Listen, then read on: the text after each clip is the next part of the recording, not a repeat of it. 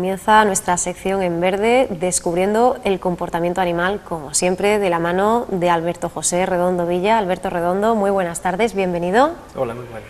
Alberto, que como bien sabemos es profesor de la Universidad de Córdoba, zoólogo, realizador de documentales. Bueno, Alberto, hoy nos toca abordar el capítulo 7, Amar peligrosamente, una historia de canibalismo y sexualidad. Y el título ya es sugerente, ¿no? Como todos los títulos, Sí, efectivamente, claro. de esta serie. Pues la verdad es que es un tema muy interesante este de las tarántulas, porque, bueno, aborda temas, el sexo es muy importante para, bueno, el desarrollo de la vida en la Tierra, y es un tema incluso todavía no claro, ¿no? El mantenimiento del sexo, que a veces es costoso, los animales asexuales, parece que para algunas cosas lo tienen como más cómodo, ¿no? Y a pesar de eso, pues se sigue manteniendo, ¿no? Eso todavía es fruto de controversia entre los científicos el por qué se ha mantenido, ¿no? Y hay muchísimos factores implicados en esa relación entre sexos, entre machos y hembras, el rol que tiene cada uno, a veces enfrentados en sus intereses, a veces colaborando en las mismas cosas. Y la verdad que siempre es apasionante, y cuando le buscamos el paralelismo con nuestra especie, siempre un poco mirando de reojo a nuestros parientes lejanos, pues gana un poquito de interés todavía, ¿no? Entonces este tema, bueno, yo creo que promete. Una vez más, con esa exquisita factura, iniciamos este viaje con una puesta de sol sobre cuyos tonos rojizos se recorta la silueta de uno de nuestros protagonistas de hoy. Hablamos de la tarántula mediterránea. Efectivamente, es una tarántula que, cuando hablamos de tarántula, pensamos siempre en esas grandes tarántulas tropicales que ahora se están poniendo de moda, yo creo que desafortunadamente, como mascota.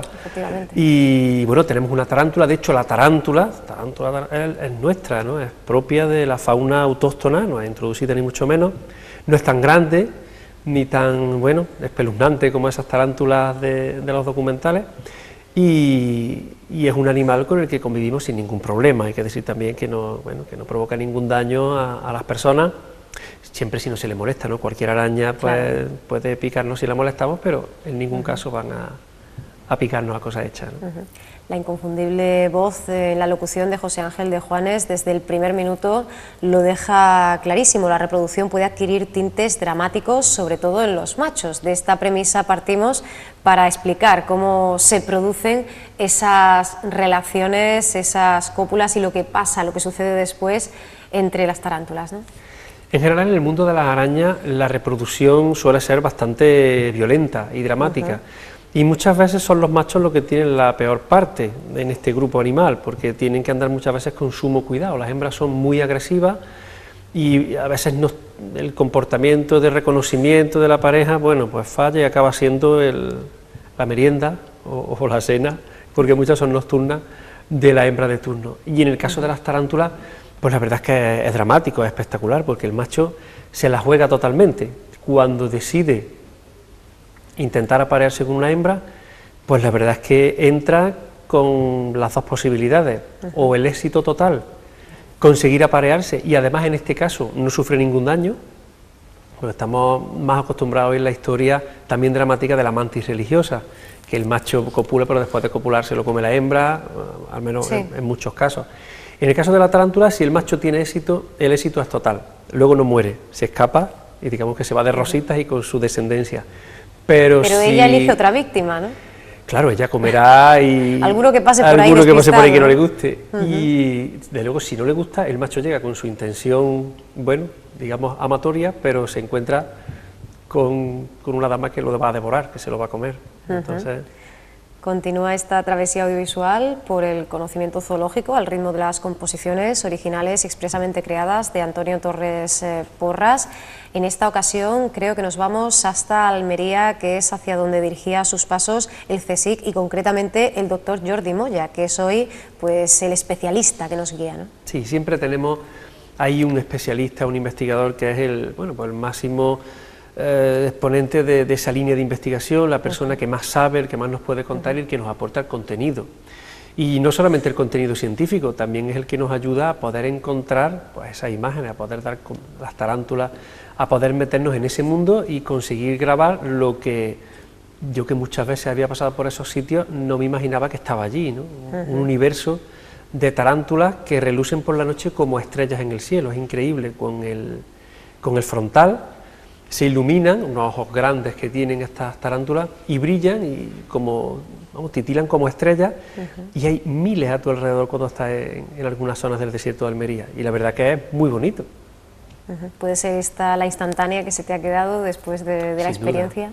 Sin duda, aquellas noches que pasé, porque prácticamente todo el documental está rodado en el campo, en la naturaleza, Sí. y disfrutar de ese entorno que es, bueno, invisible a primera vista. Nosotros damos un paseo por la noche y no vemos nada, pero solo cuando la luz sale del centro de tu ojo, consigue reflejarse en el fondo de los ojos de la araña y nosotros ver cómo brillan esos ojos. Y claro, te ves de pronto rodeado de miles de estrellas que se mueven, ¿no? Porque son así, brillan, y al principio es un poco chocante y luego la verdad que tiene una belleza muy especial, ¿no? En cuanto a esta relación, como decíamos, en muchas ocasiones nocturna, ¿verdad? Reiteramos, decimos algo que repetimos aquí, ¿no? Muchas veces.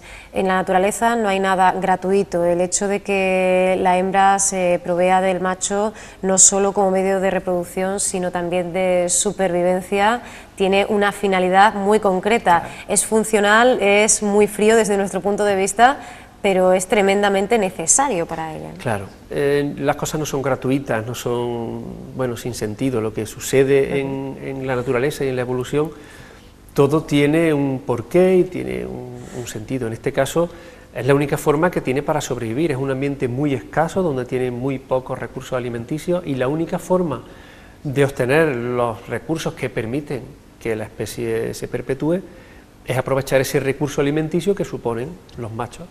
Entonces, de esa manera la propia especie paga un tributo para su mantenimiento, en este caso más cargado en el caso de los machos, lo que hace mucho más atractiva esta línea de investigación por lo que supone de conflicto sexual y cómo lo ha solventado la evolución.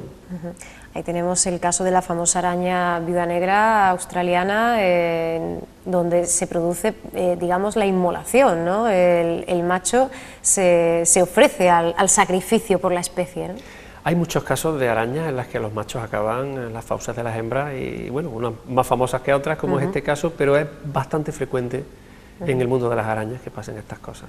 Bueno, ¿y cómo se desarrolla la convivencia el resto del tiempo? Porque entendemos que el macho también tiene latente ese instinto de supervivencia, ¿no? Ahí hay un conflicto. El macho pues tiene esa necesidad de buscar hembras para reproducirse, claro, pero por otro lado tiene el riesgo que eso supone y ahí pues debe de tomar una serie de precauciones. Es verdad que intentan, aunque tengan una pareja con la que, digamos, tienen una buena relación, entre comillas, siempre las que tenemos que considerar, pero durante la noche, bueno, intentan mantenerse lejos porque, bueno, a cierta distancia del nido, para evitar que se lo pueda comer, ¿no? Entonces se mantiene la distancia y solamente en el momento oportuno es cuando se acercan a su pareja. Y volvemos a hablar de señales, porque inconscientemente las hembras, solo con su rastro, permiten al macho saber pues cuáles son menos voraces y menos peligrosas, ¿eh? Claro, hay algunas características de las hembras que le permiten al macho evaluar un poco la peligrosidad de la hembra. Se ha visto, bueno, que las más pequeñas, las que se han apareado, las hembras vírgenes también son menos agresivas, claro, digamos, porque tienen más necesidad de conseguir pareja. El macho tiene esa información de la que, bueno, de la que puede ahí intentar extraer su seguridad, y por otro lado, bueno, pues las hembras también tienen que recabar información sobre ese macho para elegir, pues, supuestamente el más idóneo, ¿no?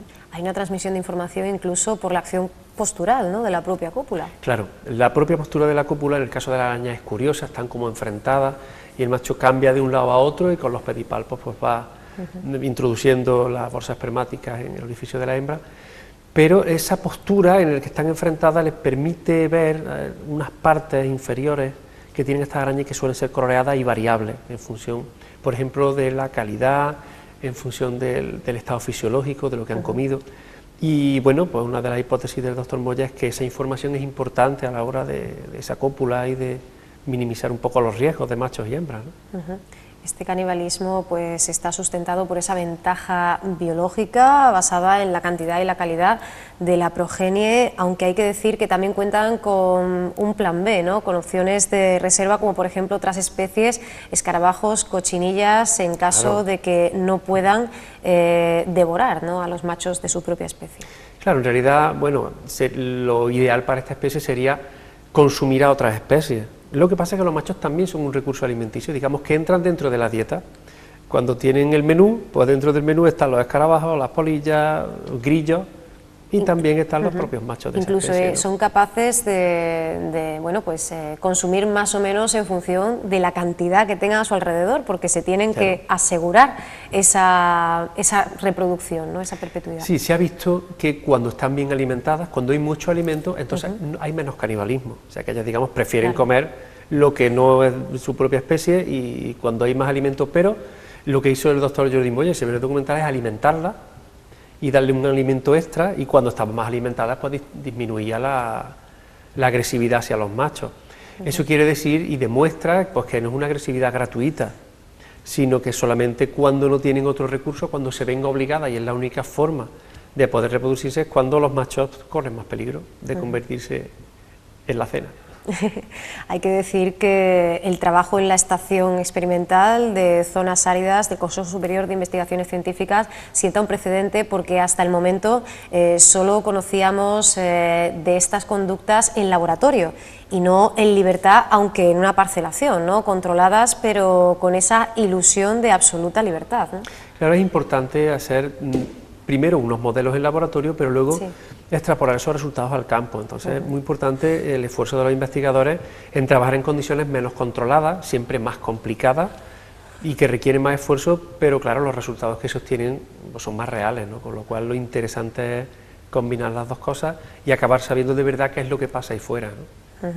Entre la cópula y la puesta de huevos, el doctor Jordi Moya llega a hablar de 4 machos, ¿no?, que pueden llegar a ser consumidos en este tránsito, y de hecho de esa ingesta depende no solo ya el momento de la ponencia de huevos, sino también la protección de los mismos, ¿no? Sí, porque además son bastante protectoras estas arañas. Claro. Se va a ver en el documental cómo tienen sobre su dorso, que bueno, cuando hemos proyectado este documental en algunas salas siempre es un momento de cierto repelús del público, ¿no? Porque la madre está totalmente cubierta de pequeñas tarántulas, en realidad sería como una madre con su cría en brazos, pero en este caso las tiene sobre la espalda, y hay cuidado parental en esta especie. Entonces, claro, una araña mejor alimentada, pues no solamente va a poner más huevos, va a tener más fertilidad, sino que también va a poder cuidar mejor de su progenie. Y va a poder, para empezar, cerrar, ¿no?, su nido con esa seda. Exactamente, tienen una seda que además parece que tiene no solamente una función, digamos, de aislar el nido, sino incluso de comunicación. Cuando los machos se acercan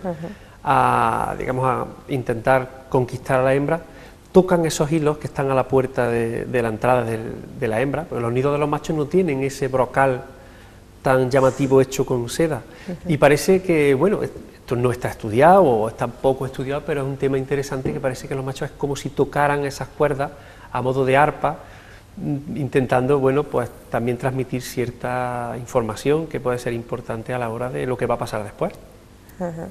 Incluso, bueno, pensaba en las personas que nos estén viendo se estarán preguntando la complicación del propio acto, ¿no?, teniendo en cuenta que los machos pueden llegar a ser pues 10 veces, la hembra tiene un tamaño superior, y sin embargo, como decías, tiene que haber cierta cesión, ¿no?, por parte del macho, por parte de ese ejemplar macho, para que suceda, ¿no?, este aseguramiento de la especie, pues a costa, ¿no?, de su propia vida. Efectivamente, hay muchas arañas en las que el dimorfismo sexual está muy marcado. Tenemos hembras muy grandes y machos muy pequeñitos. No es el caso de las tarántulas. Las tarántulas son bastante parecidas en tamaño. Las hembras son algo más corpulentas, pero son similares en tamaño. Y esto precisamente tiene que ver con la diferencia de inversión entre machos y hembras. Es lo que provoca, la diferencia de rol es la que también provoca una diferencia morfológica, que sean tan diferentes, es porque sus papeles son diferentes, sus papeles biológicos, ¿no? En el caso de las arañas, al ser un conflicto tan intenso, pues los papeles están marcando ahí las diferencias sexuales, que son muy marcadas muchas veces. Ya digo, las tarántulas no tanta diferencia de tamaño, vamos a ver ahí los machos y las hembras bastante similares de tamaño, pero hay algunas Cuando especies en las que las hablamos de diferencias son arácnidos. tremendas y vemos un macho pequeñito subido encima de la hembra, ¿no? En cualquier caso, la hembra se asegura, como puede, incluso acumulando esperma Sí. de una ocasión a otra. Claro, en ecosistemas y en situaciones en las que hay tanta escasez pues, de alimento, de machos en este caso también, pues es importante asegurarse la reproducción y ellos almacenan el esperma y le vale para muchas veces. Eso es relativamente frecuente en los artrópodos en general, ¿no? Poder almacenar esperma y utilizarlo en diferentes momentos. Y en este caso pues también se da, ¿no? Dentro de las investigaciones en torno a esta especie se ha llegado incluso a manipular la distribución de los nidos y se ha descubierto que también podemos hablar de una territorialidad canibalista, puesto que este tipo de conflictos de esta índole también terminan, ¿no? con este destino fatal. Claro, la situación del nido, el lugar donde está ubicado el nido es muy importante también y ahí, claro, son territoriales y es muy importante tener el mejor territorio, si están muy cerca varias hembras competirán por los machos, en fin, que hay toda una complicación de este comportamiento. Es verdad que en este tipo de documentales nosotros intentamos simplificar y contar una historia lineal y lo más... Este incluso tiene bastante contenido, ¿no? Pero tenemos que contar una historia, bueno, lo más comprensible, intentando llevar un hilo conductor recto y sin desviarnos a las posibles modificaciones que hay. Pero claro, todo este comportamiento con el tema territorial y con temas de hábitat, todo se complica mucho más y tiene muchos más aspectos que tratar, ¿no? Podemos incluso hablar de áreas fijas y exclusivas y defendible, sobre todo, ¿no? Claro, claro, siempre que hablamos de territorialidad, cuando el terreno tiene un valor importante para un animal, se convierte en algo que merece la pena defender, ¿no? En ese sentido es un recurso, lo mismo que el alimento, lo mismo que las hembras, el territorio cobra valor por sí mismo y ya se convierte en territorio en disputa, ¿no? Muchas veces. Hemos hablado del plan A y del plan B. ¿La hembra contempla también la opción de consumir otras hembras, otros ejemplares hembra de su especie? Se pelean y hay algunos casos, es verdad que hay posibilidad, más allá de esa de que se consuma una hembra, si se encuentran, luchan, pues la más fuerte se comerá. Es verdad que son muy agresivas y prácticamente atacan a cualquier cosa. Es verdad que no es lo normal porque... Bueno, eso iría en contra un poco de la propia conservación de la especie, que estuvieran siempre matándose unos a otros, con lo cual esto suele ser, en casos de mucha escasez de alimentos, superpoblación, cambios incluso provocados por nuestra propia especie, en la que pues, los confinamos en sitios más pequeños, y en esa situación pues sí que hay agresividad también entre las hembras, claro. Alberto, antes hablabas de cómo muchos de estos ejemplares han caído en desgracia por esa utilización como mascotas exóticas, precisan de un clima cálido templado, de una serie de medidas que no siempre se cumplen y que muchas veces acaban con la propia vida del animal. Siempre lo decimos, ¿no? Tiene ese sesgo, esa perspectiva, ese fin último, esta serie, todas las series de Alberto Redondo, por preservar y concienciarnos, ¿no?, sobre nuestro entorno. Sí, efectivamente, el fin último de cualquier, yo creo, documental de naturaleza, más allá de la propia divulgación científica, está también la conciencia de la importancia de conservar nuestro entorno y intentar también pues divulgar pues esas cuestiones que tienen que ver con el respeto a la naturaleza, con la forma sostenible de relacionarnos con ella, y ahí también está el uso que hacemos pues de las especies como mascotas, como animales de compañía. Es verdad que la tarántula nuestra, al ser un animal más pequeñito, bueno, para las arañas que tenemos esta es grande, pero no tiene esos tamaños espectaculares como la palma de una mano de las que se compran en los comercios, pues no se suele tener en cautividad. Pero sí es verdad que toda esta moda que hay de tener pues mascotas exóticas, especies que no eran tradicionalmente mascotas y que ahora parece que cuanto más extraña, cuanto más rara y más exótica es la criatura que tenemos, pues bueno, parece que tenemos ahí una puntuación extra. Y yo creo que eso es un error bastante grande, primero porque contribuimos a la introducción de especies exóticas que están provocando daños terribles en el equilibrio de los ecosistemas, ¿no? Al final todos estos animales acaban escapándose y acaban pues alterando ecosistemas, algunos de ellos se adaptan incluso mejor, y ahora pues damos un paseo por la sierra y nos encontramos con pájaros tropicales y que no decide las plantas. Entonces al final las especies invasoras son un problema tremendo y muchas de ellas pues tienen que ver con este comercio de especies, en muchos casos ilegal, ¿no? Y en otros casos yo creo que aunque legal, pues poco ético, ¿no? Poco moral. Pues nos quedamos ahí con ese consejo, esa reflexión. Alberto, como siempre, nos vamos a despedir con este Amar peligrosamente. Yo antes quiero decir que en nuestra próxima entrega son precisamente las hembras, en este caso las osas de la cordillera cantábrica, las que se enfrentan al comportamiento infanticida de los machos. Así que cambiaremos de tercio, cambiaremos de familia, de especie, como tú dices, siempre, y de, bueno, absolutamente, ¿no? Cambiaremos todo para seguir conociendo, descubriendo el comportamiento animal. Alberto, si te quedas con nosotros unos minutitos, pues vemos este maravilloso trabajo por el cual te agradecemos una vez más tu presencia aquí este miércoles. Yo a vosotros, encantado, de verdad. Muchísimas gracias, Alberto. Gracias. Nosotros nos vamos a quedar con Amar peligrosamente y nos marchamos. Os recordamos que mañana, día de San Rafael, y de paso aprovechamos para felicitar a todos los Rafaeles y a todas las Rafaelas, no estaremos aquí, pero el viernes regresamos para finalizar la semana a vuestro lado. Hasta entonces, que paséis un feliz día de fiesta. Si no tenéis fiesta, que al menos tengáis ese ratito para disfrutar con la familia, con los amigos. Y ya sabéis, el próximo viernes, en el mismo sitio, a la misma hora, una nueva edición de Córdoba TV. Amar peligrosamente.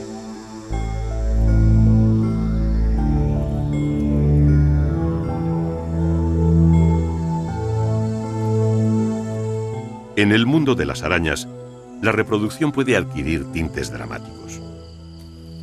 Sobre todo para los machos, que frecuentemente pagan con su vida el intento de copular con una hembra. Pero no siempre ocurre el fatal desenlace. ¿Qué factores desencadenan el canibalismo?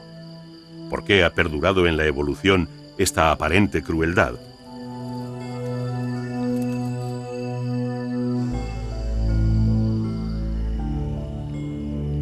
El doctor Jordi Moya estudia a las tarántulas de la especie Lycosa tarántula en la Estación Experimental de Zonas Áridas de Almería y mediante experimentos de campo intenta desentrañar los secretos de su comportamiento.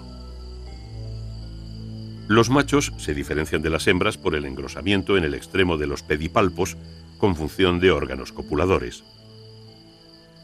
A un grupo de hembras se les dio alimento extra y se observó su comportamiento en la cópula. Estas hembras practicaron muy poco canibalismo comparadas con las no alimentadas artificialmente. Estas últimas, por su parte, parecieron compensar su falta de peso a base de alimentarse de los machos, llegando al final del periodo de cópulas a pesar igual que las que sí se habían alimentado. El canibalismo sexual parece, por tanto, una forma de paliar la falta de alimento. Los machos constituyen un recurso alimenticio muy importante para las hembras reproductoras, que pueden conseguir tener puestas de más peso con mayor número de crías y más grandes. Los machos no son solo comida, también son las parejas que hacen posible su fecundación. Por eso las hembras prefieren asegurarse el esperma antes de comerse a los machos. Si en un territorio escasean los machos, las hembras no se los comerán, pues los necesitan como donantes de esperma. Pero, ¿qué hacen los machos para evitar el canibalismo? Los hábitos alimenticios de las hembras son nocturnos. Su gran agresividad durante la noche obliga a los machos a mantenerse a cierta distancia del orificio de entrada del nido de su pareja. Al llegar el día, las hembras disminuyen su agresividad y los machos pueden acercarse a ellas, llegando incluso a compartir el nido. Además, no todas las hembras son igual de peligrosas. El doctor Moya estudió qué hembras tenían más éxito con los machos. Descubrió que las hembras más atractivas para ellos eran las más pequeñas y por tanto menos voraces, las que estaban mejor alimentadas y las vírgenes que todavía no habían conseguido esperma.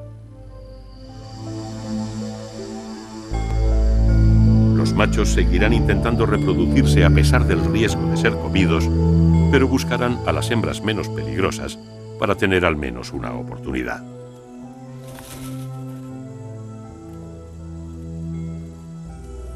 Estas áreas coloreadas, tanto en la parte ventral de las patas como en la parte ventral del abdomen u opistosoma, contienen información que podría ser utilizada por los machos para evaluar la peligrosidad de las hembras.